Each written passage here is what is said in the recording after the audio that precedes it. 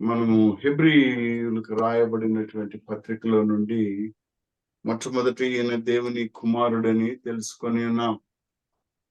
ఈయన మహిమ కలిగిన రాజని ఎరిగి ఉన్నాం. ఈయన మనకు రక్షణను దయచేసి ఉన్నాడని ఎరిగి ఉన్నాం. ఈ రక్షణను మనము పోగొట్టుకోకూడదు అనేటువంటిది కూడా తెలుసుకొని ఉన్నాం. ఇంత గొప్ప రక్షణను మనము పోగొట్టుకోకూడదని తెలుసుకొని ఉన్నాం. తదుపరి ఆయన మన కొరకు ఒక విశ్రాంతిని ఏర్పాటు చేసి ఉన్నాడని, ఆ విశ్రాంతిలోనికి మనం వెళ్ళవలసి ఉన్నామని మనము ధ్యానము చేసుకొని ఉన్నాం కదా పిల్లరా. ఈ ధ్యానములను అన్నిటిని కూడా ఎందుకు మనము చేస్తూ ఉన్నాము అనేటువంటిది ఒక మాట ఒకవేళ ఎవరైనా కానీ అడిగినట్లయితే నన్ను నేను ప్రశ్నించుకున్నప్పుడు వచ్చినటువంటి సత్యం ఏంటంటే పిల్లరా, మనమందరం విశ్వాసులమే. ఎవరి సంఘము కూడా ఈ వాక్యము రాసేటప్పటికి చక్కగా విశ్వాస్యతలో ఉన్నది. అనేక మంది యేసుక్రీస్తు ప్రభువుని అంగీకరించినటువంటి సంఘం, గొప్ప సంఘం. ఈ సంఘములో ఉన్న వారందరూ విశ్వాసులే గాని ఒకటి భ్రష్టత్వము, మనకున్న విశ్వాసములో భ్రష్టత్వము కలగకూడదు. మనము తొలగిపోకూడదు, పడిపోకూడదు. మెలకువగా ఉండి మనకు అనుగ్రహింపబడినటువంటి రక్షణను మనము కాపాడుకోవాలన్నదే ఈ హెబ్రీ పత్రికలో ఉన్నటువంటి గొప్ప సత్యము ప్రియుల. హెచ్చరిక. ఎందుకు పడిపోతారు? అవిధేయత ఎందుకు కలుగుతుంది? ఈ లోక నటనలలో ఎలా ఇరుక్కుపోతాము అన్నటువంటిది ఉంటుంది. నేనైతే ఈ హెబ్రీ గ్రంథాన్ని ప్రతి ఒక్కరూ ఒక్కొక్క అధ్యాయం ఒక్కొక్క రోజు కనీసం చదువుకొని నా జీవితంలో ఇలాంటిది ఏమైనా ఉన్నదా అని మిమ్మల్ని మీరు పరిశీలించుకోవాలని నేను ఆశపడుతూ ఉన్నాను పిల్లలు. సరే, సమయాతీతం అవుతుంది కనుక ఈ ఉదయకాలంలో దేవుడు మనకిచ్చినటువంటి మరి ఒక మాటను, ఈ హెబ్రీ పత్రికలో ఉన్నటువంటి మాటను, అంటే మనకొక విశ్రాంతి స్థలాన్ని ఆయన సిద్ధపరిచి ఉన్నాడు. ఆ విశ్రాంతి స్థలంలోనికి మనము ప్రవేశము ఏ విధముగా పొందాలి, ఏం చేస్తే మనము మన యొక్క ఆ ధన్యతను పొడగొట్టుకుంటామో, మనకున్న రక్షణను మనం ఏ విధముగా కాపాడుకోవాలనో అంతము వరకు ఈ మాటల మీద చక్కగా ధ్యానం చేసుకున్న మనం మరి ఒక అంశంలోనికి వెళదాం. దేవుని చిత్తమైతే ఈ అంశమును మీతో ధ్యానము చేయడానికి పరిశుద్ధాత్మ దేవుడు నాకు సహాయము చేయనుగాక. పిల్లలు, హెబ్రీయులకు రాసిన పత్రిక 5వ అధ్యాయం 4వ వచనం నుండి చదువుతారమ్మా. హెబ్రీయులకు రాసిన పత్రిక 5వ అధ్యాయం 4వ వచనం నుండి 11 వచనాల వరకు కూడా చదువుకుందాం ఒకసారి. మరియు ఎవడును ఈ ఘనత తనకు తానే వహించుకొనడు గాని అహరోను పిలవబడినట్టుగా దేవుని చేత పిలవబడిన వాడై ఈ ఘనత పొందును. అటువలే క్రీస్తు కూడా ప్రధాన యాజకుడగుటకు తన్ను తానే మహిమపరచుకొనలేదు గాని, నీవు నా కుమారుడవు, నేను నేడు నిన్ను కనియున్నాను అని ఆయనతో చెప్పిన వాడే ఆయనను మహిమపరచెను. ఆ ప్రకారమే నువ్వు మెల్కీసెదెకు యొక్క క్రమము చొప్పున నిరంతరము యాజకుడువై ఉన్నావు అని మరి ఒక్క చోట చెప్పుచున్నాడు. శరీరధారి అయి ఉన్న దినములలో మహారోదనముతోనూ కన్నీళ్లతోనూ తన్ను మరణము నుండి రక్షింపగలవానికి ప్రార్థనలను యాచనలను సమర్పించి భయభక్తులు కలిగి ఉన్నందున ఆయన అంగీకరింపబడిను. ఆయన కుమారుడై ఉండియు తాను పొందిన శ్రమల వలన విధేయతను నేర్చుకొనెను. మరియు ఆయన సంపూర్ణ సిద్ధి పొందిన వాడై మెల్కీసెదెకు యొక్క క్రమములో చేరి ప్రధాన యాజకుడని దేవుని చేత పిలువబడి తనకు విధేయులైన వారందరికీ నిత్యరక్షణకు కారకుడాయెను. ఇందును గూర్చి మేము చెప్పవలసిన అనేక సంగతులున్నవి గాని మీరు వింటకు మందులై ఉన్నందున వాటిని విశదపరచుట కష్టము. హల్లెలూయా. ప్రార్థన చేసుకుందాం. మహోన్నతుడా, సర్వశక్తిమంతుడా, అయ్యా నీ కృపాసనం ఎదుట నీ దీనదాసుని నిలబడుకొని మీ పరిశుద్ధాత్మ కృపను దయచేయమని బ్రతిమలాడుకుంటున్నాను. పరిశుద్ధాత్మ దేవ, రండి, మనం కలిసి పరిచర్య కొనసాగిద్దాం. మీ మాటలు వినుచున్న బిడ్డలకు మీ స్వరమును, మీ వాక్యమును సుస్పష్టముగా అందించమని నన్ను మరుగుపరిచి మీరే ఈ బిడ్డలతో మాట్లాడు. యేసుక్రీస్తు ప్రభు పరిశుద్ధ ప్రశస్త శక్తి గల నా నోటి మాటలు మా అందరి హృదయపు ధ్యానములు నీ దృష్టికి అంగీకారమగినట్లు దీవించమని యేసుక్రీస్తు ప్రభు పరిశుద్ధ ప్రశస్త శక్తి గల బ్రతిమలాడి వేడుకొనుచున్నాము తండ్రి. ఆమేన్. ప్రియమైనటువంటి వారులారా, చదవబడినటువంటి వాక్యములో మనము గమనించినట్లయితే గొప్ప ప్రధాన యాజకుడు యేసుక్రీస్తు ప్రభువు గొప్ప ప్రధాన యాజకుడు. గొప్ప ప్రధాన యాజకుడు, the great high priest, our Lord Jesus Christ. ఈ యొక్క గొప్ప ప్రధాన యాజకుడు ఎలా ఏర్పడ్డాడో, ఎందుకు ఏర్పడ్డాడో, ఈ గొప్ప ప్రధాన యాజకుడు ఈ దినమున నీకు నాకు ఏం చేస్తున్నాడో, మన యొక్క సంబంధము, సత్సంబంధము ఈయనతో ఏ విధముగా ఉండాలనో మనము కొన్ని విషయాల్ని ధ్యానం చేద్దాం ప్రియులారా. ఈ యేసుక్రీస్తు ప్రభు అహరోను వలె పిలువబడ్డవాడు, అభిషేకింపబడినవాడు, ఎన్నుకొనబడినవాడు, దేవుని చేత నిర్ణయింపబడినవాడు. గొప్ప ప్రధాన యాజకుడుగా ఈయన ఏర్పాటు చేయబడినాడు దేవుని చేత మనుషుల కొరకు. తన్ను తానే ప్రధాన యాజకుడు అనిపించుకోలేదండి. ఒక పిలుపు ఉంది, ఆ పిలుపుకి ఒక పని ఉంది, ఆ పనికి ఒక ఫలితం ఉంది, ఆ ఫలితానికి దేవునిని మహిమపరిచేటువంటి అవకాశం ఉంది. అలాగే పరిచర్యలో ఉన్నటువంటి ఎవరైనా దేవుని చేత పిలువబడిన వారే. ఈ గ్రూపు పిలువబడింది దేవుని చేత, ఏర్పరచుకొనబడినది దేవుని చేత. మన ప్రధాన యాజకుడు మెల్షేజెదకు క్రమంలో పిలువబడినటువంటి వాడు. ప్రియమైనటువంటి వారులారా, ఈ మెల్షేజెదకు గురించి ఒకవేళ ఒక మాటలో చెప్పాలి అని అంటే చాలా చక్కనైనటువంటి మాటలున్నాయి, చాలా మాటలున్నాయి. అది నేను ఇప్పుడు ధ్యానము చేయడానికి కాదు. కానీ ప్రియులరా, యేసుక్రీస్తు ప్రభు ఎందుకు మనకు ప్రధాన యాజకుడు, గొప్ప ప్రధాన యాజకుడు అయ్యాడు అనేటువంటి దానిని మనము గమనించాలి అని ఆశపడుతూ ఉన్నాను. నేను 7వ అధ్యాయం చూస్తారా తల్లి ఒకసారి? 5వ అధ్యాయం 7వ వచనము, హెబ్రీయులకు రాసిన పత్రిక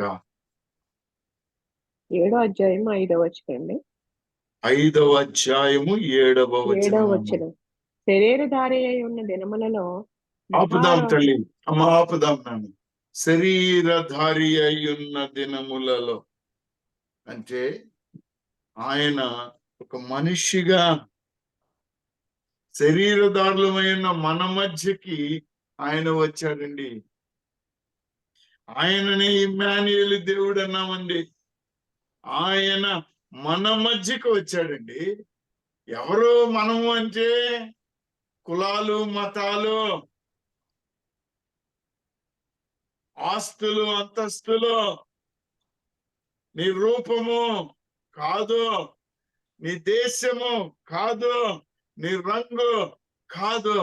ఎవరైతే యేసుక్రీస్తు ప్రభు అని ఒప్పుకున్నారో, ఎవరైతే ఈయన దేవుని కుమారుడై ఉన్నాడని అంగీకరించాడో, ఈయన నా సొంత రక్షకుడని ఎవరైతే అంగీకరించారో, ఎవరైతే ఆయన విశ్రాంతిలోనికి ప్రవేశించడానికి రక్షింపబడి నడిపింపబడుచున్నారో, వారి యొద్దకు ఆయన శరీరధారి అయి వచ్చాడు. ప్రియులారా, ఈ శరీరధారే వాక్యము శరీరధారి అయి మన మధ్యకు వచ్చి నివాసం చేశాడు. ఆ దినములలో శరీరధారి అయ్యున్న దినములలో మహారోధనముతోను కన్నీళ్లతోనూ తన్ను మరణము నుండి రక్షింపగల వానికి ప్రార్థనలను, యాచనలను సమర్పించి భయభక్తులు కలిగి ఉన్నందున ఆయన అంగీకరింపబడెను. అంటే విధేయత, సంపూర్ణ విధేయత. ఆ విధేయత వలన ఆయన అంగీకరింపబడి ఉన్నాడు. ప్రియులారా, అందుకని 8వ వచనంలో మనము గమనిస్తే ఇంకొక మాట ఉంటుంది. ఆయన కుమారుడయుండి తాను పొందిన శ్రమల వలన విధేయతను నేర్చుకునేను. ఆ విధేయత ఆ యేసుక్రీస్తు ప్రభు నామములో నీకు విధేయత కలిగి జీవించాలి. గొప్ప ప్రధాన యాజకుడే దేవుని కుమారుడై ఉండి నీ కొరకు నా కొరకు విన్నపములను చేస్తూ ఉన్న దేవుడే విధేయత చూపినప్పుడు నీవు నేను ఎవరండి అవిధేయులుగా ఉండడానికి? బైబిల్ గ్రంథములో ఇంగ్లీష్ పదములో ఒక మాట ఉంటుంది. అవిధేయతను బట్టి భ్రష్టత్వము అనేటువంటి అర్థం వస్తుందండి. దేవుని విశ్వాసము ఎరిగిన తర్వాత, ఆయన గొప్పతనమును తెలుసుకున్న తర్వాత ఎవరైతే అవిధేయులవుతారో వారు భ్రష్టత్వంలో పడిపోతున్నారండి. ఆత్మీయ భ్రష్టత్వం, విశ్వాస భ్రష్టత్వం కలిగి ఉంటామన్న భయముతోటి ఈ మాటలు చెప్తూ 6వ వచనంలో 6వ అధ్యాయం 1వ వచనంలో ఒక మాట చెప్తారు. నిర్జీవ క్రియలు విడిచి మారు మనసు పొందుట, దేవుని యందలి విశ్వాసమును, బాప్తిస్మములను గుర్చిన బోధయు, హస్త నిక్షేపణమును, మృతుల పునరుద్ధానమును, నిత్యమైన తీర్పును అను పునాది మరలా వేయక. ప్రియమైనటువంటి వారు, తర్కాలు, వితర్కాలు, వాదనలు, ప్రతివాదనలు లేకుండా మనము బ్రతకాలి అన్నటువంటిదే ఇక్కడ ఉన్నటువంటి మూలాంశం. ఆయన గొప్ప దేవుడు గనుక, ఆయన మహాపరిశుద్ధుడు గనుక నీకు నాకు ఒక గొప్ప అదృష్టం ఉందండి. గొప్ప అదృష్టం ఉంది. ఏమిటి? ఆయన శ్రమ పొందాడు. ఎందుకు ఈ శ్రమలు పొందాడు? ఎందుకు ఆయన శోధింపబడ్డాడు? ప్రియమైనటువంటి వాళ్ళ, హెబ్రీయులకు రాసిన పత్రిక 2వ అధ్యాయం 17వ వచనాన్ని చూడండి. హెబ్రీయులకు రాసిన పత్రిక 2వ అధ్యాయము 17వ వచనము. అవును. కావున కావున ప్రజల పాపములకు పరిహారము కలుగుటకై దేవుని సంబంధమైన కార్యములలో కనికరమును నమ్మకమును గల ప్రధాన యాజకుడు నిమిత్తము అన్ని విషయములలో ఆయన తన సహోదరుల వంటి వాడు కావలసి వచ్చెను. హల్లెలూయా. శరీరధారి అయి వచ్చినటువంటి యేసు క్రీస్తు ప్రభు మనల్ని ఏమని పిలుస్తూ ఉన్నాడు? ఏమని పిలుస్తున్నాడమ్మా? సహోదరులు. ఎవరు? సహోదరులు. తన సహోదరులు. సహోదరులు. మీకు ఎంతమంది సహోదరులు ఉన్నారండి ఇంట్లో? ఎంతమంది అన్నదమ్ములు ఉన్నారండి సుందర్రావు గారికి? చాలా మంది. చాలా అంటే గ్రూప్ లో ఉన్న వాళ్ళందరూ. అందుకనే మనము బ్రదర్ అని పిలుస్తాం, సిస్టర్ అని పిలుస్తాం, లెక్క కట్టలేమా? ఎందుకు?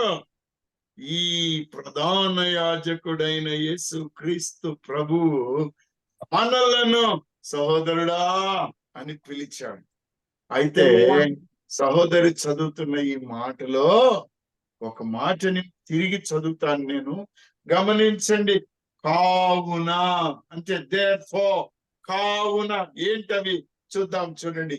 ప్రజల పాపములకు పరిహారము కలుగజేయుటకై, పాప పరిహారార్థము, పాపములకు పరిహారము కలుగజేయుటకై. రెండవది, దేవుని సంబంధమైన కార్యములలో కనికరమును నమ్మకమును గల ప్రధాన యాజకుడగుటకు, ప్రధాన యాజకుడగు నిమిత్తము అని అంటాడు వాక్యంలో. అన్ని విషయములలో ఆయన తన సహోదరుల వంటి వాడు కావలసి వచ్చాను. అన్ని విషయాలలో అంటే ఈ లోకములో ఉన్నటువంటి శ్రమలలో, ఈ లోకములో ఉన్నటువంటి నిందలలో, ఈ లోకములో ఉన్నటువంటి కష్టములలో, ఈ లోకములో ఉన్నటువంటి నేత్రాశ, జీవపు డంబము, శరీరాశ, ఇవన్నిటిలో కూడా ఆయన సమాన సహోదరుడయ్యాడు మనకు. కానీ తేడా ఏమిటి అనంటే, ఆయన శోధింపబడి కూడా, శ్రమ పొంది కూడా ఈ పాపము లేకుండా ఉన్నాడు. మనకు సహాయము గలవాడై ఉన్నాడు. అందుకే ఆయన పునరుద్ధానుడై ఉన్నాడు. ఆ పునరుద్ధాన శక్తిని బట్టి నీవు నేను ఈ ఉదయ కాలములో ఆయనను మహిమపరచగలుచు ఉన్నాం ప్రియులారా. ఆయన శోధింపబడి శ్రమ పొందెను గనుక శోధింపబడు వారికి సహాయము చేయగలవాడై ఉన్నాడు. ప్రియమైన వర్లరా, ద ప్రీవియస్ ఎక్స్పీరియన్స్, అనుభవం, తన స్వానుభవం, ఆ అనుభవము నీకున్నట్లయితే నీకు తెలుసు గనుక ముందుగా జాగ్రత్తగా ఉంటావు. ఏం చేయాలో జాగ్రత్తగా ఉంటావు పిల్లలు. సర్వమానవాళి కొరకు ఆయన రక్షణను ఇవ్వడం కొరకే ఆయన ప్రధాన యాజకుడై యాచనలు చేస్తూ ఉన్నాడు పిల్లలు. హెబ్రీయులకు రాసిన పత్రిక 5వ అధ్యాయం 10వ వచనాన్ని చూడండమ్మా.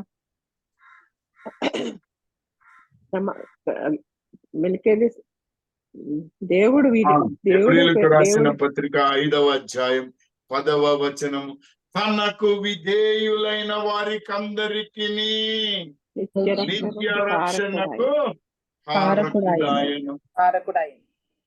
మళ్ళీ చదవండమ్మా.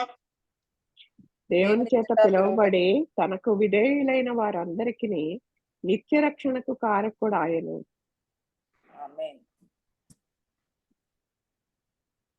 ఎలాంటి రక్షణ అండి? నిత్య రక్షణ. నిత్యము అంటే ఎప్పుడు నిరంతరం. ఈ రక్షణ ఎవరైనా గుంజుకోగలరా మన దగ్గర నుంచి? రక్షించేశాడు ఆయన. నిత్య రక్షణ. ఎవరికి నిత్య రక్షణ? తనకు విధేయులైన వారందరూ. హల్లెలూయా. మనం ఆయన ఎడల, యేసుక్రీస్తు ప్రభు ఎడల విధేయత కలిగి ఉన్నామా లేదా? అందరూ చెప్తున్నారు. కలిగి ఉన్నాం. సంతోషకరమైన విషయం చెప్పాలి. నేను యేసుక్రీస్తు ప్రభు నామమున విధేయత చూపుచున్నాను గనుక నాకు నిత్య రక్షణను పొంది ఉన్నాను. నాకు నిత్య రక్షణ కలదు. నేను దేవుని యందు విధేయత చూపుచున్నాను, నాకు నిత్య రక్షణ కలదు. హల్లెలూయా. నిత్య రక్షణ కలదు అన్నవారు ఒకసారి గట్టిగా సంతోషంగా చెప్పండి. హల్లెలూయా. ప్రపంచంలో ధనము పెట్టి, నీ జ్ఞానాన్ని పెట్టి, నీ ఆస్తి అంతస్తులు పెట్టి సంపాదించుకోలేనటువంటిది నిత్య రక్షణ. ఆ నిత్య రక్షణ కేవలము నీ విధేయత వలన కలిగినది. ఈ విధేయత ఈ యేసుక్రీస్తు ప్రభువు తండ్రి ఎడల చూపించాడు కాబట్టే ఆయన అంగీకరించబడ్డాడు ప్రధాన యాజకుడుగా. అంటే మెల్షీజదకు క్రమంలో, ఆరోను క్రమంలో ఈయన దేవుని యాజకుడయ్యాడు. ఎవరి కొరకు? నీ కొరకు, నా కొరకు, విధేయులైన వారి కొరకు, ప్రజల కొరకు. ఎంతమంది విధేయత చూపుతారో అంతమంది కొరకు ఆయన ప్రధాన యాజకుడయ్యాడు. ఎంత గొప్ప మాట అండి! ఎంత గొప్ప మాట ప్రియులరా! ఎంత గొప్ప మాట ప్రియులరా! ఈ ప్రధాన యాజకుడు నీ యొక్క బలహీనతని ఎరిగినటువంటి వాడు. ఆయన సమస్త విషయములలో శోధింపబడ్డాడు, పాపము లేని వాడుగా ఉన్నాడు. మనము కనికరింపబడి సమయోచితమైన సహాయము కొరకు ధైర్యముతో ఆయన కృపాసనము దగ్గరికి వెళ్ళేటువంటి ధన్యత ఉంది. ఏ కష్టం ఉన్నా, ఏ ఆపదున్నా, ఏ అనారోగ్యం ఉన్నా నీవు ఆయన దగ్గరికి రా. ఆయనది కృప ఆసనము, కృప ప్లస్ ఆసనము. ఆ ఆసనానికి ఉన్న గుణం, ఆయన సింహాసనమునకు ఉన్న గుణము కృప. ఆ కృప ఎంతదంటే కృప వెంబడి కృపను మనకు దయచేస్తూనే ఉన్నాడు. ప్రియులరా, హెబ్రీయులకు రాసిన పత్రిక 4వ అధ్యాయం 15-16 వచనంలో ఈ మాటలు మనకు కనబడతాయి. మన ప్రధాన యాజకుడు ఎవరైనా, ప్రధాన యాజకుడు మర్చిపోతాడు. మన ప్రధాన యాజకుడు మన బలహీనతలు ఏందో మనతో సహానుభవము లేనివాడు కాడు. ఏ స్థితిలో ఉన్నావో నాకు తెలియదు, నువ్వు ఏ పరిస్థితిలో ఉన్నావో నాకు తెలియదు, కానీ నీవు నడుచుచున్న ఆ స్థితి ఆయనకు తెలియనిది కాదు. అందుకే ఒక భక్తుడు బహుశా రాసుకుంటాడు అనుకుంటాను. ఉన్న పాటున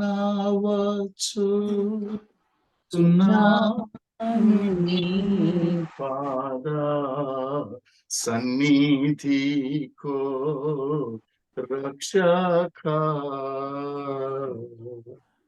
ఉన్న పాటనే వస్తున్నానయ్యా. నా పాపాలు రాసులైతేనేమి, నేను లోకములో త్రోయబడిన వాడినైతేనేమి, ప్రభువా నీకు ఆసనము, నీ సింహాసనము కృప కలిగినదయ్యా. అందుకే ధైర్యంగా నీ దగ్గరకు వస్తున్నానయ్యా. సహానుభవం కలిగిన వాడవయ్యా, పాపంలో పడి ఉన్నవాడనయ్యా. 10వ వచనం చూడండి ప్రియులారా, అందులోని ఎందుకనగా దేవుడు తన కార్యములను ముగించి విశ్రమించిన ప్రకారము ఆయన యొక్క విశ్రాంతిలో ప్రవేశించిన వాడు కూడా తన కార్యములను ముగించి విశ్రమించును. హల్లెలూయా. ఈ మాటను మనం మరలా చూద్దాం. రోమీయులకు రాసిన పత్రిక 5వ అధ్యాయము 10వ వచనం ఒక్కసారి చూడండమ్మా. మనల్ని ఆయన ఎలా రక్షించుకున్నాడో, రోమీయులకు మనల్ని రాసిన ఎలా పత్రిక ఆయన 5వ అధ్యాయం నీతిమంతులుగా తీర్చాడో 10వ ఒకసారి వచనం. 10వ వచనం చూడండమ్మా. ఏలైనగా రోమా శత్రువులమై 5, ఉండగా ఏలయనగా శత్రువులమై ఉండగా ఆపుదాం ఆయన అమ్మా, ఆపుదాం. ఆయనకి మనం బిడ్డలుగా ఉన్నామా, సహోదరులుగా ఉన్నామా? ఆయన మనల్ని పిలిచినప్పుడు కాదు, ఈ లోకవాసులుగానే ఉన్నాం, పాపపు జీవితంలో ఉన్నాం. అయినా గాని ఏలయనగా శత్రులమై ఉండగా ఆయన కుమారుని మరణము ద్వారా మనము దేవునితో సమాధానపరచబడిన ఎడల సమాధానపరచబడిన వారమై ఆయన జీవించుట చేత మరి నిశ్చయముగా రక్షింపబడుదము. అంతేకాదు, మన ప్రభు అయిన యేసుక్రీస్తు ద్వారా మనము దేవుని యందు అతిశయపడుచున్నాము. ఆయన ద్వారానే మనము ఇప్పుడు సమాధాన స్థితి పొంది ఉన్నాము. సమాధాన స్థితి. దుఃఖపడుచున్న వారు, సహోదరుని కొరకు ప్రార్థన చేస్తున్న వారు, సమాధాన స్థితి కలిగి ఉన్నాం మనము. ఆయన సర్వము ఎరిగిన దేవుడు మనకు గొప్ప భాగ్యమునిచ్చాడు, నీతిమంతులుగా తీర్చాడు. ఆయన ద్వారా ఉగ్రత నుండి తప్పించబడ్డాం మనము. 9వ వచనం చూడండమ్మా. అదే రోమీయులకు రాసిన పత్రిక 5వ అధ్యాయం 9వ వచనం చూడండమ్మా. కాబట్టి ఆయన రక్తము వలన ఇప్పుడు నీతిమంతులుగా తీర్చబడి మరింత నిశ్చయముగా ఆయన ద్వారా ఉగ్రత నుండి రక్షింపబడుదుము. హల్లెలూయా. ఆయన రక్తము వలన ఇప్పుడు నీతిమంతులముగా తీర్చబడి, అంతకంటే ముందు ఏమన్నాం మనము? అంతకుముందు ఏమన్నాం? అంతకుముందు మనము శత్రువులమై ఉన్న మనము ఇప్పుడు ఏమైపోయామండి? రక్తము వలన నీతిమంతులుగా తీర్చబడ్డాం. The extreme vertical. We were enemies, but we are righteous. ఆయన రక్తము ఈ మధ్యలో ప్రవహించింది. Therefore, ఆయన రక్తము, అమూల్యమైన రక్తము ఖర్చాడు. ఆయన గొప్ప దేవుడు. కనుకనే మనము ఇంకొక సత్యాన్ని ఎరగాలి. Is our forerunner. మనకంటే ముందుగా ఆయన పరిగెడుతూ ఉన్నాడు. భూమి పైన పరిగెడుతున్నాడు, ఆకాశం పైన పరిగెడుతున్నాడు, మన రక్షణ ఇవ్వడానికి పరిగెడుతూ ఉన్నాడు. He is running again and again.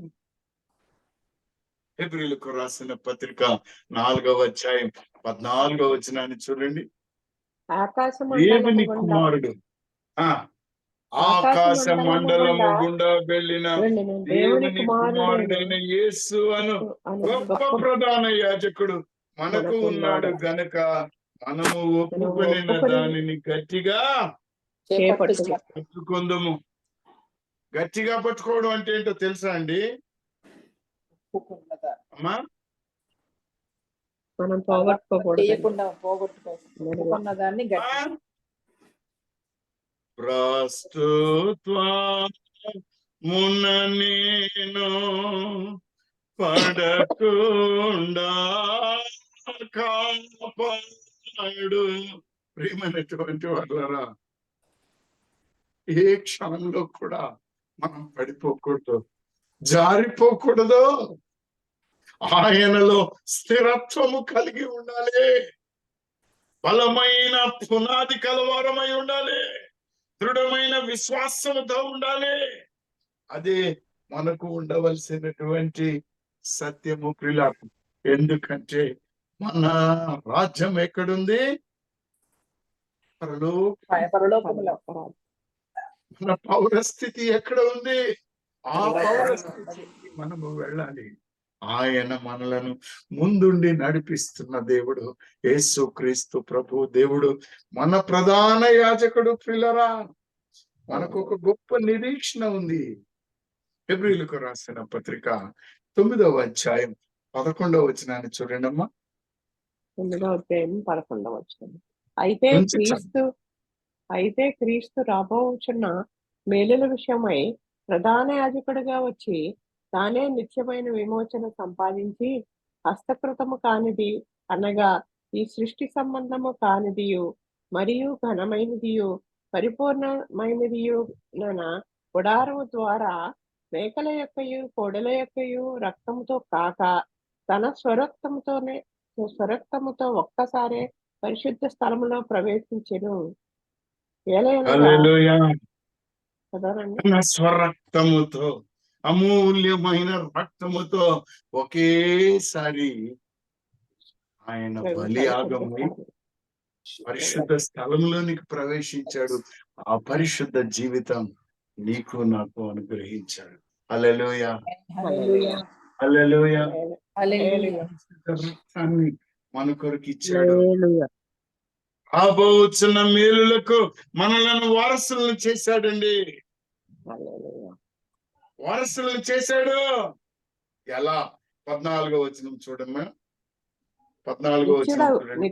నిత్యుడగు ఆత్మ ద్వారా తన్ను తాను దేవునికి నిత్యుడగు ఆత్మ ద్వారా తన్ను తాను దేవునికి నిర్దోషినిగా అర్పించుకొనిన క్రీస్తు యొక్క రక్తము నిర్జీవ క్రియలను విడిచి జీవము గల దేవుని సేవించుటకు మీ మనస్సాక్షిని ఎంతో ఎక్కువగా శుద్ధి చేయును. హృదయం ఎక్కడున్నది నీ చుట్టూనే తిరుగుచున్నది. ఎవరి చుట్టూ? వారం చుట్టూ? ఎవరి చుట్టూ? డబ్బుల చుట్టూ? ఎవరి చుట్టూ? అమ్మాయి చుట్టూ? ఎవరి చుట్టూ? అబ్బాయి చుట్టూ? కాదయ్యా బాబు, యేసు క్రీస్తు ప్రభు చుట్టూ ఉండో. He is center of your life. He is the high priest, the great high priest. గొప్ప ప్రధాన యాజకుడు నీకు నాకు ఉన్నాడు. 15వ వచనం చూడండమ్మా. ఈ హేతువు చేత మొదటి నిబంధన కాలంలో జరిగిన అపరాధముల నుండి విమోచన కలుగుటకై ఆయన మరణము పొందినందున పిలువబడిన వారు నిత్యమైన స్వాస్థ్యమును గూర్చిన వాగ్దానమును పొందు నిమిత్తము ఆయన క్రొత్త నిబంధనకు మధ్యవర్తి అయి ఉన్నాడు. హల్లెలూయా. నీకొక నిరీక్షణ ఉంది. ఏంటి ఆ నిరీక్షణ? ఏమిటి ఆ నిరీక్షణ? పిలువబడిన వారు నిత్యమైన స్వాస్థ్యమును, నిత్య రక్షణ, నిత్య స్వాస్థ్యము, పర్మనెంట్ నిత్య స్వాస్థ్యము. నీ రాజ్యములో నీవు ప్రవేశించినప్పుడు నీకు నిత్య స్వాస్థ్యం. This is mine, my Lord have made me his. మనము ఆయనతో కూడి ఉంటున్నాం, నిత్య స్వాస్థ్యాన్ని పొందుకుంటున్నాం. ఎంత ధన్యత అండి, ఎంత ధన్యత. మొదటి యోహాను పత్రిక 2వ అధ్యాయం మొదటి 2 వచనాలను చూడండి. చక్కనైన మాటలు. మొదటి 2 వచనాలు తల్లి. నా చిన్న పిల్లలారా, మీరు పాపము చేయకుండుటకై ఈ సంగతులను మీకు వ్రాయిచున్నాను. ఆపుదామా ఒకసారి. ఈ ఉదయ కాలంలో గత 2 వారాలలో, రాబో 1-2 వారాలలో కూడా, లేకపోతే మన ప్రతి ప్రసంగము కూడా దేని కొరకు అంటే, చిన్న పిల్లలారా, నా చిన్న పిల్లలారా, మీరు పాపము చేయకుండుటకై ఈ సంగతులను మీకు వ్రాయిచున్నాను. ఎవడైనను పాపము చేసిన ఎడల నీతిమంతుడైన యేసు క్రీస్తును ఉత్తరవాది తండ్రి యొద్ద మనకున్నాడు. ఆయనే మన పాపములకు శాంతికరమై ఉన్నాడు. మన పాపములకు మాత్రమే కాదు, సర్వలోకమునకు శాంతికరమై ఉన్నాడు. హల్లెలూయా, హల్లెలూయా. అంటే ఎల్లప్పుడు మనం పాపం చేసుకుంటూ వెళ్దామా పిల్లరా? ఎల్లప్పుడు పాపం చేసుకుంటూ వెళ్దామా? లేదు. మార్పు చెందాలి, నిర్జీవ క్రియలను విడిచిపెట్టాలి, మారు మనసు పొందాలి. దేవుని యందలి విశ్వాసమును, ఆయన బాప్తిస్మము పొందినప్పుడు, ఆయన నామములో బాప్తిస్మం పొందినప్పుడు మన పాప దోష అపరాధములు ఏమైపోయాయి? పూడ్చబడ్డాయి. నీవు పునరుద్ధాన శక్తితో తిరిగి లేచావు. లేచిన నీవు ఆయనను మహిమపరచాలి ప్రియులారా. ఆయనను కలిగి ఉండాలి. మరి ఎన్నటికి పాపములో మనలో ఉండకూడదు. హెబ్రీయులకు రాసిన పత్రిక 12వ అధ్యాయంలో 1వ వచనంలో నీ స్థితి ఈ రోజు ఏ విధంగా ఉందో చూడు. రాసిన పత్రిక 12వ అధ్యాయము 1వ వచనం. ఇంత గొప్ప సాక్షి సమూహము మేఘము వలె మనలను ఆవరించినందున ఆపుదాం తల్లి. ఇంత గొప్ప సాక్షి సమూహము మేఘము వలె మనలను ఆవరించి ఉన్నందున. నిన్న నేను ప్రార్థన చేస్తూ ఉన్నప్పుడు స్తుతి ఆరాధన సమయంలో చుట్టూ గొప్ప మేఘాలను చూశాను, కమ్మి ఉన్నాయి. వేరే వాళ్ళు కూడా ఇదే దర్శనం చూశారు. గొప్ప సాక్షి సమూహము మేఘము వలె మనలను ఆవరించి ఉన్నది. ప్రియమైన వారులారా, మీరు అనవచ్చు, అయ్యా నా బాధలు ఎవరికి తెలుసయ్యా, అయ్యా నా కష్టాలు ఎవరికి తెలుసయ్యా. కానీ ప్రియులారా, మనము కూడా ప్రతి భారమును సులువుగా చిక్కులు పెట్టు పాపమును విడిచిపెట్టాలి. సులువుగా చిక్కులు పెట్టేస్తుంది. ఇది ఒక మాట అనిపిస్తుంది, సులువుగా చిక్కులు పెట్టేస్తుంది. నేను ఒక్క క్షణం చిక్కులు ఎలా పెడుతుందో మీతో చెప్పాలి. ఒక్క క్షణం వాక్యంలో నుంచి ప్రక్కకు వస్తున్నాను. నిన్న నేను మా యొక్క సతీమణి గారు ఇద్దరము కలిసి సుందర్రావయ్య గారి దగ్గరికి వెళ్ళాం, చూద్దాం ఆయన్ని. అది చూస్తున్న టైంలో వారు మాట్లాడలేని స్థితిలో ఉన్నారు, కానీ మనల్ని ఒకరిని చూస్తూ ఆయన సైకిల్ ద్వారా మాట్లాడుతూ, అంటే సైకిల్ ద్వారా ఉన్నాడు. నేను గమనుండకుండా, అన్నగారు ఈమె ఎవరో గుర్తుపట్టారా అని అడిగాను. ఆయన పాపం ఒక మాట అన్నాడు, చెయ్యి పైకెత్తి తన్నాడు. అంటే నేను గుర్తుపట్టానయ్యా అని. నేను నోరు మూసుకొని గమనుండాలనా? అన్నా, నువ్వు ముందు రోజు, అనారోగ్యానికి ముందు రోజు ఇంటికి వచ్చినప్పుడు ప్రార్థన చేసిన స్త్రీలలో ఈమె ఒక స్త్రీ అన్నా నేను. నువ్వు ముందు రోజు ఇంటికి వచ్చినప్పుడు ప్రార్థన చేసిన స్త్రీలలో ఈమె ఒక స్త్రీ అన్నా. ఆ ఒక మాట అయిపోయింది. ఇంటికి వచ్చిన తర్వాత మా ఆవిడ అడిగింది, ఏమంటే నా దగ్గర దెయ్యం ఉందా? నా దెయ్యం ఆయన పట్టుకున్నదా? నువ్వు ఎలా అంటావు ఈ మాట? నువ్వు ఎలా అంటావు? నేను కారణమా? నువ్వు కదా ఇంటికి పిలిచినోడివి, నువ్వు కారణం కాదా? ప్రియమైన వారులారా, చిక్కులు పెట్టు పాపము సులువుగా చిక్కు పెట్టేది. అమ్మ క్షమించమ్మా, నీలో ఏమీ లేదు, ఎవరిలో ఏమి లేదు, ఆయన ఆరోగ్యవంతుడిగా అవుతున్నాడని చెప్పి సమాధాన పరచడానికి బహుశా 12:30 1 గంట అయింది రాత్రి. ఈ సమయంలో నా ప్రార్థన ధ్యాన సమయం పోయింది. ప్రియమైన వారులారా, మాటల జాగ్రత్త. సులువుగా చిక్కులు పెట్టు పాపమును విడిచిపెట్టి విశ్వాసమునకు కర్త దానిని కొనసాగించేవాడునైనా యేసు వైపు చూచుచు మన ఎదుట ఉంచబడిన పందెములో ఓపికగా పరిగెత్తుదము. ఆయన తన ఎదుట ఉంచబడిన ఆనందము కొరకై ఈ అవమానమును నిర్లక్ష్య పెట్టి సిలువను సహించి దేవుని సింహాసనము యొక్క కుడిపార్శ్వమున ఆసీనుడై ఉన్నాడు. ఎవరు? మన గొప్ప ప్రధాన యాజకుడు యేసు క్రీస్తు ప్రభు. కాబట్టి మనం జాగ్రత్తగా ఉండాలండి. మనకు ఆయన వాక్యాన్ని ఇచ్చాడు. నీతివంతంగా బ్రతకడానికి ఆయన మనకు వాక్యాన్ని ఇచ్చాడు.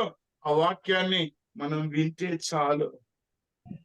యోహాను రాసిన మొదటి పత్రిక 1వ అధ్యాయం 6-7 వచనాలు చూడండమ్మా. ఆయన వాక్యాన్ని మనకిచ్చి మనల్ని నడిపిస్తూ ఉన్నాడు. ఆయన చూడండి 6-7 అండి. ఆయనతో కూడా సహవాసం కలవారమని చెప్పుకొని చీకటిలో నడిచిన ఎడల మనం అబద్ధమాడుచు సత్యమును జరిగింపకుందము. అయితే ఆయన వెలుగులోనున్న ప్రకారము మనమును వెలుగులో నడిచిన ఎడల మనము అన్యోన్య సహవాసము కలవారమై ఉందుము. అప్పుడు ఆయన కుమారుడైన యేసు రక్తము ప్రతి పాపము నుండి మనలను పవిత్రులుగా చేయును. హల్లెలూయా, హల్లెలూయా. ప్రియమైనటువంటి వారులారా, ఆయన సహవాసాన్ని మనం కోరుకుంటే చీకట్లో ఉండడానికి లేదు. నువ్వు ఆయన సహవాసాన్ని కోరుకుంటున్నావా? నీలో వెలుగుందా, చీకటి ఉందా? నిన్ను నీవు పరిశీలించుకోమని ప్రతి దినము నీకు చెప్తున్నది అదే. చాలా మంది అనుకుంటారు నేను డబ్బులు పెడితే అయిపోద్దేమోనండి, చందా వేస్తే అయిపోద్దండి, గుడికి పోయేస్తే అయిపోద్దండి, మా తాత గుడి కట్టాడండి, మా అమ్మ స్థలం ఇచ్చిందండి. ప్రియమైన వారు, ఏసైకి ద్రవ్యాలు అక్కర్లేదండి. నీ హృదయం కావాలి, నీలో పరిశుద్ధత కావాలి, నీలో మార్పు కావాలి. నిర్జీవ క్రియలను విడిచిపెట్టాలి, జీవక్రియలు చేయాలి. మనము పరిశుద్ధ ఆత్మను దుఃఖపరచడానికి లేదో. 4వ అధ్యాయము ఎఫెసీయులకు రాసిన పత్రిక 30వ వచనం చూడండి. 4:30. దేవుని పరిశుద్ధాత్మను దుఃఖపరచుకుడి. విమోచన దినము వరకు ఆయన యందు మీరు ముద్రింపబడి ఉన్నారు. ఎప్పటి వరకు? విమోచన దినము వరకు. విమోచన దినము వరకు, నిత్య స్వాస్థ్యము పొందు వరకు, విశ్రాంతిలోనికి ప్రవేశించే వరకు, ఆయన రాకడ వరకు మీరు ముద్రింపబడి ఉన్నారు. మర్చిపోవద్దు, మర్చిపోవద్దు. మళ్ళీ ఒకసారి చదవమ్మా. దేవుని పరిశుద్ధాత్మను దుఃఖపరచకుడి. విమోచన దినం వరకు ఆయన యందు మీరు ముద్రింపబడి ఉన్నారు. మన సమస్తమైన ద్వేషము, కోపము, క్రోధము, అల్లరి, దూషణ, సకలమైన దుష్టత్వమును మీరు ఒకని ఎడల ఒకడు దయ కలిగి కరుణా హృదయులై క్రీస్తునందు దేవుడు మిమ్మల్ని క్షమించిన ప్రకారము మీరును ఒకరిని ఒకరు క్షమించుడి. ప్రియమైనటువంటి వాళ్ళరా, He is our advocate, He is our mediator, He is our savior, He is the truth and the way and the life. యేసు క్రీస్తు ప్రభు గొప్ప దేవుడండి. మనకు ఆయన మధ్యవర్తిగా ఉన్నాడు. ప్రియులారా, మధ్యవర్తి ఆయన మనకు. తిమోతికి వ్రాసిన మొదటి పత్రిక 2వ అధ్యాయము 5-6 వచనాలు చూడండి ఒక్కసారి. తిమోతికి రాసిన మొదటి పత్రిక 2వ అధ్యాయం 5-6 వచనాలు తల్లి.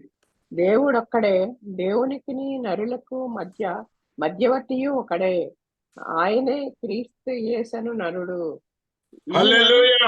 ఇక్కడ గమనించాలి, మనం ప్రారంభంలో శరీరధారి అయి మన దగ్గరికి వచ్చాడు అన్నాము. ఆయనే ఈ క్రీస్తు, ఆయనే మనకు మధ్యవర్తి. He is our mediator. He is the great high priest. గొప్ప ప్రధాన యాజకుడు, నీ కొరకు నా కొరకు దేవుడు ఇచ్చినటువంటి ప్రధాన యాజకుడు.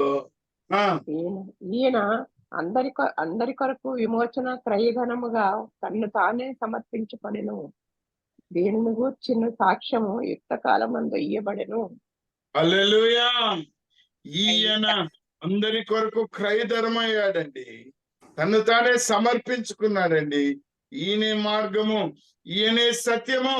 ఆ మాట మనం 14:6 యోహాను సువార్తలో చూస్తాం. యేసు నేనే మార్గమును సత్యమును జీవమును, నా ద్వారానే తప్ప ఎవడును తండ్రి యొద్దకు రాడు అన్నాడు. మన ప్రధాన యాజకుడు మనం తండ్రి యొద్దకు చేరడానికి మార్గము ప్రియులారా. ఆయన మార్గము. ఈనాడు ఒక మాటను నేను మీతో జ్ఞాపకం చేయాలంటున్నాను. ఆయన గొప్ప సేవకత్వం పొంది ఉన్నాడు అనడానికన్నా ఆ సేవకత్వాన్ని మనకు మధ్యవర్తి అయి దయచేసి ఉన్నాడండి. హెబ్రీయులకు రాసిన పత్రిక 8వ అధ్యాయం 6-7 చూడండి అమ్మ ఒకసారి. హెబ్రీయులకు రాసిన పత్రిక 8వ అధ్యాయము 6-7. ఈయనైతే ఇప్పుడు మరి ఎక్కువైన వాగ్దానమును బట్టి నియమింపబడిన మరి ఎక్కువైన నిబంధనకు మధ్యవర్తి ఉన్నాడు కనుక మరి శ్రేష్టమైన సేవకత్వము పొంది ఉన్నాడు.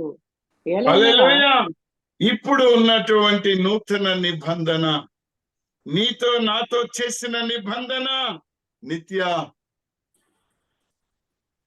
సాక్ష్యం స్వాస్థ్యం ఇవ్వడానికి, నిత్య రక్షణ కలిగించడానికి ఒక నిబంధన యేసుక్రీస్తు ప్రభువుతో నీవు చేసుకొని పాలిభాగస్తుడు ఉన్నావా లేదా నిన్ను నువ్వు గమనించుకోవాలి ప్రియులారా. ఆయన నీ బలిని కోరట్లేదండి. హెబ్రీయులకు రాసిన పత్రిక 10వ అధ్యాయం 3వ వచనం నుంచి లేకపోతే 5వ వచనం నుంచి చూడనమ్మా, సమయం అయిపోతుంది కాబట్టి ఆయన ఈ లోకమందు ప్రవేశించినప్పుడు ఇలాగూ చెప్పుచున్నాడు, బలియు అర్పణయు నీవు కోరలేదు గాని నాకొక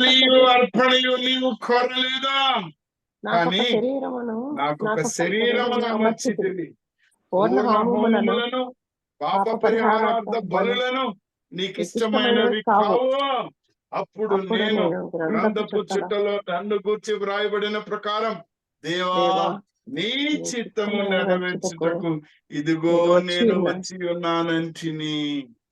బలులు అర్పణలు చెప్పగలవా చాపు తల్లి? నీవు ఆ మాట చెప్పగలవా? ఈయన నీ చిత్తము నెరవేర్చుటకు ఇదిగో నేను వచ్చి ఉన్నానన్నాడు. ఆ చిత్తమును నెరవేర్చడానికే తన యొక్క శరీరమును అప్పగించి ఉన్నాడు ఆయన. ఆ అప్పగింపుడನ್ನು బచ్చే మనం పరిశుద్ధంగా మారిన ఆ ధన్యత నీకు ఉందా? హల్లెలూయా. నీకుందా? నీకుందా? ఆయన దేవుని కుమారుడు, ఆయన ఆకాశం గుండా వెళ్ళినటువంటి వాడు. నిన్ను అడుగుతున్నాడు, నీ పరిస్థితి ఏంటి? నువ్వేమున్నావు? నీ పరిస్థితి ఏంటి? ఆయనే బలియాగమయ్యాడు. ఆయనే బలియాగమయ్యాడండి నీ కొరకు.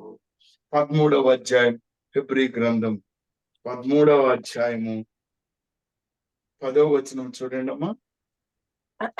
మనకొక బలిపీఠం ఉన్నది, దానికి సంబంధమైన వాటిని తినుటకు గుడారములలో సేవ చేయు వారికి అధికారము లేదు.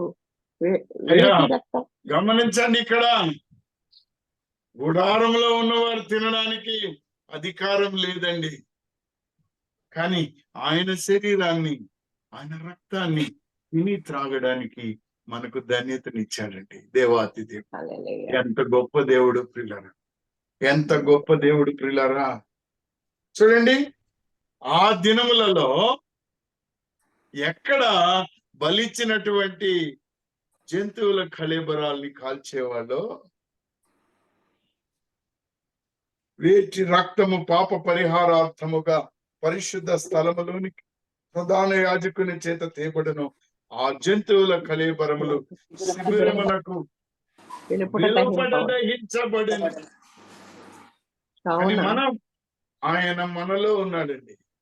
ఆయన రక్తముతో మనల్ని దీవిస్తున్నాడండి.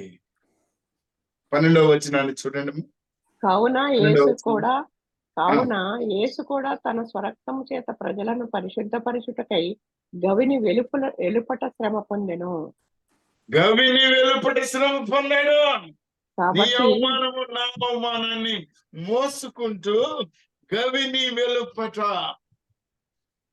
ఆ కొండ, గొల్గతా కొండ మీద ఆయన శిక్ష పొందాడు. 13వ వచనం చూడండి ప్రియుల. కాబట్టి మనం ఆయన నిందను భరించుచు శిబిరము వెలుపలకు ఆయన యొద్దకు వెళ్ళెదము. హల్లెలూయా.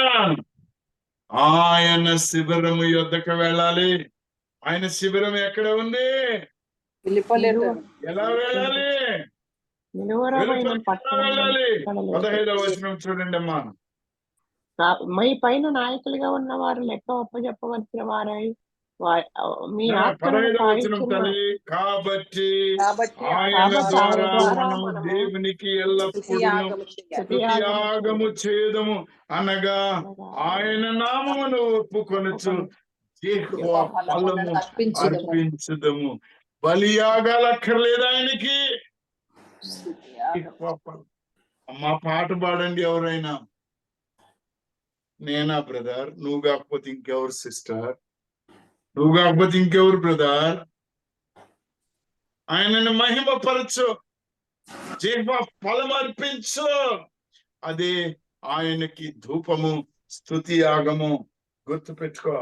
ఎందుకో తెలుసా? ఈయన రాజు, గొప్ప ప్రధాన యాజకుడు. కీర్తన 2:6-7 చూడండి ఒకసారి. కీర్తన 2:6-7.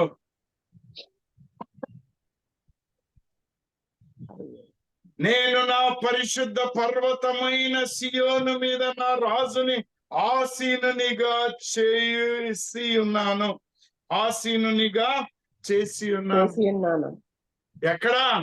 సియోనులో. ఎవరు కూర్చుంటారు సియోనులో? మన ప్రధాన యాజకుడు యేసుక్రీస్తు ప్రభువుగా వస్తాడు. కట్టడను నేను వివరించగలను. యెహోవా నాకిలాగు సెలవిచ్చెను, నీవు నా కుమారుడవు, నేడు నిన్ను కని ఉన్నాను. హల్లెలూయా. దేవుని కుమారుడు, ఆయన కన్న బిడ్డ మన కొరకు సింహాసనాసీనుడై ఉన్నాడు. 1వ కీర్తన 5:6 ఒక మాట ఉంటుంది. న్యాయ విధులలో దుష్టులను, నీతిమంతుల సభలలో పాపులను నిలవరు. నీతిమంతుల మార్గము యెహోవాకు తెలియను, దుష్టుల మార్గము నాశనమునకు నడుపుమును. ప్రియమైన వాళ్ళరా, నీ జీవితం ఏ విధంగా ఉందో నాకంటే బాగా నీకే తెలుసు. You know better what you are doing every day, every minute. నీ స్థితి ఏంటో నీకు బాగా తెలుసు ప్రియులరా, బాగా తెలుసు నీకు. 7వ దావీదు కీర్తన 17వ వచనం చూడండి. 7వ దావీదు కీర్తన 17వ వచనం. యెహోవా న్యాయము విధించువాడని నేను ఆయనకు కృతజ్ఞతాస్తుతులు చెల్లించెదను. సర్వోన్నతుడైన యెహోవా నామమును కీర్తించెదను. హల్లెలూయా. ప్రియమైన వారులరా, నీవు తెలుసుకునవలసిన సత్యం ఏంటంటే ఎల్లప్పుడూ కృతజ్ఞతాస్తుతులు చెల్లించాలి. నీవు గొప్ప దేవునిని ఎరగాలి. ఒక మాట నాకు మా ఆనందం వేస్తుందండి. 9వ అధ్యాయం హెబ్రీ పత్రిక చదివినప్పుడు, ప్రియమైన వాళ్ళని, మనం పేదవాళ్ళుగా ఉంటే పాత నిబంధనలో ఉన్నటువంటి బలులు అర్పించగలమా? మేకల్ని, గొర్రెల్ని, కోడల్ని, వీటిని వాటిని తెచ్చి అర్పించగలమా? ఏమండి? డబ్బులు ఉన్న వాళ్ళ సంగతి నాకు తెలియదు, కానీ డబ్బులు లేని వాళ్ళ సంగతి మాట్లాడుతున్నాను. మనం చేసే పాపాలకి ఒక్క తప్పు మాట మాట్లాడాను అనుకో, మేకను తేవాలి నేను అనుకుందాం. తేగలనా? ఎన్ని తప్పు మాటలు మాట్లాడుంటాను? 100 అంటే 100 మేకలు తేవాలి, 1000 అంటే 1000 మేకలు తేవాలి. అసూయతో చూడకూడదు అన్నాం, చూసాం. ఎన్ని మేకలు తేవాలి, ఎన్ని గొర్రెలు తేవాలి? కుదిరే పనేనా ఇది? కుదరదు. అందుకే దీన్ని అంతం చేసేసాడు ఆయన. హెబ్రీయులకు రాసిన పత్రిక 9వ అధ్యాయంలో వీటన్నిటినీ ఆయన కొట్టివేసి పరలోక రాజ్యంలోనికి ప్రవేశించాడు. పిల్లలు, గొప్ప దేవుడు మనకున్నాడు. దేవుడే ఆయన పిలుచుకున్నాడు. ఆయన గెత్సేమనే తోటలో ఏ విధంగా రోదనతోటి వేదనతోటి దేవునికి విధేయత చూపించాడో మార్కు సువార్త 14వ అధ్యాయం 32వ వచనంలో నుంచి ఉంటుంది. మార్కు సువార్త 14వ అధ్యాయం అండి. 14వ అధ్యాయము 35వ వచనం చూడండి. 35వ వచనం. 35 కొంత దూరము 34 నుంచి కూడా చూడండి. అప్పుడు ఆయన నా ప్రాణము మరణమగునంతగా దుఃఖములో మునిగి ఉన్నది. అప్పుడు నా ప్రాణము మరణమగునంతగా దుఃఖములో మునిగి ఉన్నది. మీరు ఇక్కడ ఉండి మెలకువగా ఉండడని వారితో వారితో చెప్పి కొంత దూరము సాగిపోయి నేల మీద పడి సాధ్యమైతే ఈ గడియ తన యొద్ద నుండి తొలగిపోవాలనని ప్రార్థించు. నాయనా తండ్రి, నీకు సమస్తము సాధ్యము. ఈ గిన్నె నా యొద్ద నుండి తొలగించుము, అయినను నా ఇష్ట ప్రకారము కాదు, నీ చిత్త ప్రకారమే కానిమ్ము అని అన్నాడు. ప్రియులరా, ప్రియమైనటువంటి వారులరా, మత్తయి సువార్త 26:36 నుంచి చూస్తే ఈ మాటలే కనబడతాయి మనకు.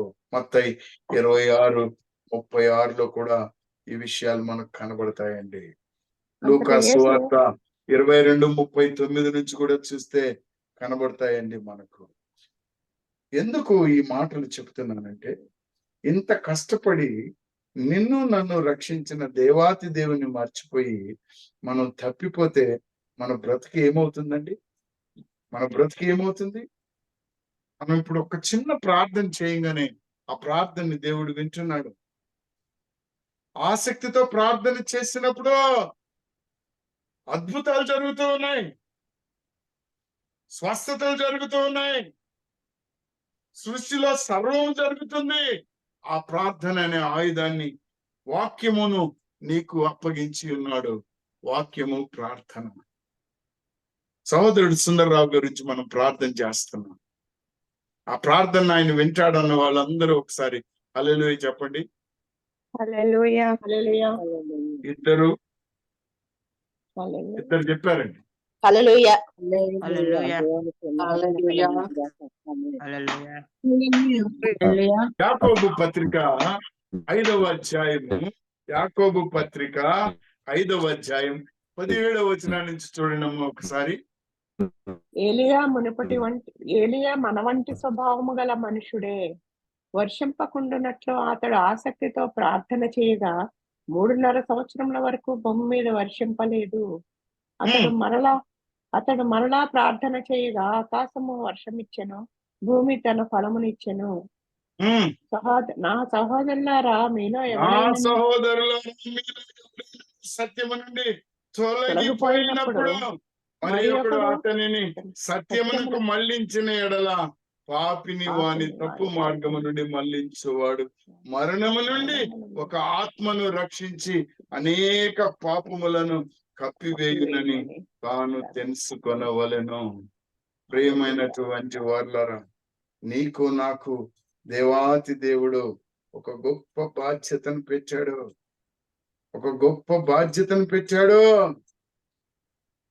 మీకు ఒక గొప్ప భాగ్యాన్ని పెట్టున్నాడండి. పౌలు భక్తుడు ఒక మాట చెప్తాడు. గలతీయులకు రాసిన పత్రిక 1వ అధ్యాయం 15వ వచనం చూడండి. గలతీయులకు రాసిన పత్రిక 1వ అధ్యాయము 15వ వచనం నుంచి. 15. ఆయనను తల్లి గర్భము నుండి పడినది మొదలుకొని నన్ను ప్రత్యేకపరిచి తన కృపచేత నన్ను పిలిచిన దేవుడు, నేను అన్ని జనుల్లో తన కుమారుణ్ణి ప్రకటింపవల్లని ఆయనను నా యందు బయలుపరచు వరకు బయలుపరప నన్ను అనుగ్రహించినప్పుడు మనుష్య మాత్రలతో నేను సంప్రదింపలేదు. నాకంటే ముందుగా అపొస్తలులైన వారి యొద్దకు యెరూషలేమునకైనను వెళ్ళనూ లేదు గాని వెంటనే అరేబియా దేశంలోనికి వెళ్ళి తిని పిమ్మట దమస్కు పట్టణమునకు వచ్చి తిని కదానండి. ఆమేన్. ఆమేన్. తల్లి గర్భమునందు పడినది మొదలుకొని నన్ను ప్రత్యేకపరచి తన కృప చేత నన్ను పిలిచి దేవుడు నేను అన్యజనులలో తన తన కుమారుని కుమారుని ప్రకటింపవలనని. ఎవరి కుమారుడు? మన ప్రధాన యాజకుడు. ఎవరి ప్రధాన యాజకుడు? మన కొరకు విజ్ఞాపన చేయించున్న దేవుడు, నీ కష్టాన్ని తీర్చే దేవుడు. ప్రియమైన వారలారా, ఈ కుమారుని గురించి నీవు ప్రకటిస్తున్నావా? ఈ ప్రకటించుచున్న వారికి కనీసం నీవేమైనా పంపించడానికి సహాయం చేస్తున్నావా? ఈ ప్రధాన యాజకుడు సర్వము ఎరిగిన దేవుడు. ఆయన గుణాలను గురించి చెప్పాలి అంటే దాదాపుగా 5వ అధ్యాయం నుంచి 10వ అధ్యాయం వరకు హెబ్రీ పత్రికలో ఆయన ప్రధాన యాజకత్వం గురించి చక్కగా వివరించాడు. దేవుని చిత్తమైతే ఈ ప్రధాన యాజకత్వము ఏ విధముగా ఆయన మనకు అధికారం ఇచ్చి ఉన్నాడు, ఏ విధముగా మనల్ని నడిపిస్తూ ఉన్నాడు మనము తెలుసుకొని ముందుకు కొనసాగినట్టు దేవాతి దేవుని గురించి ధ్యానం చేసుకుందాం. ఇంటికి వెళ్ళిన తర్వాత మీరు ఒక మాటని గుర్తుపెట్టుకోండి. ఏమిటి ఆ మాట? ఏమిటి ఆ మాట అంటే ఆత్మను, దేవుని పరిశుద్ధాత్మను అర్పకుడి దుఃఖపరచకుడి. అంటే పాపానికి దూరంగా ఉండండి. మనకు ఒక ప్రధాన యాజకుడు ఉన్నాడు, అన్ని చూస్తున్నాడు. ఆయన కృపాసనం దగ్గరికి వెళ్ళాలి. పరిశుద్ధాత్మను మనం దుఃఖపరిస్తే మన ప్రార్థన ఆయన వినలేడు. మన పాపాలు, దోషాలు, అపరాధాలు ఆయనకి మనకు అడ్డుగోడ అయిపోతాయి ప్రియులారా. కాబట్టి మనం పరిశుద్ధ జీవితాన్ని కొనసాగిస్తూ ప్రభు అయిన యేసు క్రీస్తు మనల్ని నిత్య వారసత్వానికి పిలిచిన దేవుడు, మన కొరకు ఎదురు చూస్తున్న దేవుడు. కాబట్టి మనము నిత్య స్వాస్థ్యము కొరకై ఎదురు చూస్తూ ఆయన విశ్రాంతిలోనికి ప్రవేశించడానికి మనకు ఆయన గొప్ప రక్షణనిచ్చాడు. ఈ రక్షణ ఇవ్వడానికి ఎన్నో శ్రమలు అనుభవించాడు, తన ప్రాణాన్ని పెట్టాడు. ఇప్పుడు నీ కొరకు, నా కొరకు తన ఆత్మను ఉంచి ఉన్నాడు. కాబట్టి దేవుని పరిశుద్ధ ఆత్మను దుఃఖపరచకుడి అని ఎఫెసీ గ్రంథం 4వ అధ్యాయం 30వ వచనంలో ఉంది. ప్రియులరా, విమోచన దినము కొరకు ఆయన యందు మీరు ముద్రింపబడి ఉన్నారు. కాబట్టి ఆ ముద్రను చెరుపుకోకుండా ముందుకి కొనసాగాలి. ఆ ముద్రను కొనసాగాలి. ఎవరో ఒక భక్తుడు రాసుకుంటాడు, మనకు కాదు గాని ఒక భక్తుడు రాసుకుంటాడు, భయం వేస్తుంది నాకు. చెదరిన నీ దివ్య రూపం నాపై సరి చేసి ముద్రించు దేవా, ప్రభువా నీవే నాదు శరణం, ఆశ్రయించితి నీ పాదములనే, అపవాది క్రియలందు బందినైతి. ప్రియమైనటువంటి వారలారా, అలాంటి బంధుత్వంలో, ఆ బంధకములలో ఇంకా ఎవరన్నా ఉన్నట్లయితే గొప్ప ప్రధాన యాజకుడు పిలుస్తున్నాడు, నా కుమారుడా, నా కుమార్తె, నీ కొరకు నేను ప్రాణము పెట్టాను, వెలకట్టి నిన్ను పిలుచుకున్నాను. నీవు తప్పిపోవడానికి లేదు. తప్పిపోయి ఉన్నట్లయితే నా కృపాసనము యొద్దకు రా, కృపగల కృపాసనము యొద్దకు రా, నిన్ను కరుణిస్తాను, నిన్ను క్షమిస్తాను అని పిలుస్తున్నాడు. నిన్ను నీవు ఒక్కసారి పరిశీలించుకో.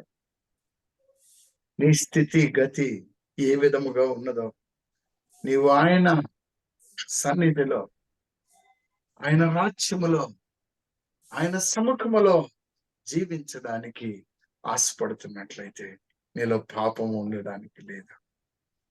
ఈ గ్రూప్ లో ఉన్న వారికి అలాంటిది ఏమీ లేదని నేను నమ్ముతున్నాను. పరిశుద్ధులని నమ్ముతున్నాను. నీతిమంతులని నేను గట్టిగా నమ్ముతున్నాను.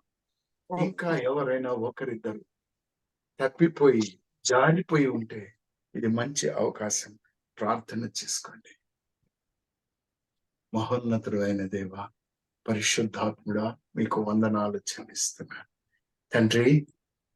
శత్రువులమైన మమ్ములను స్నేహితులుగా, సహోదరులుగా చేసుకున్నామే.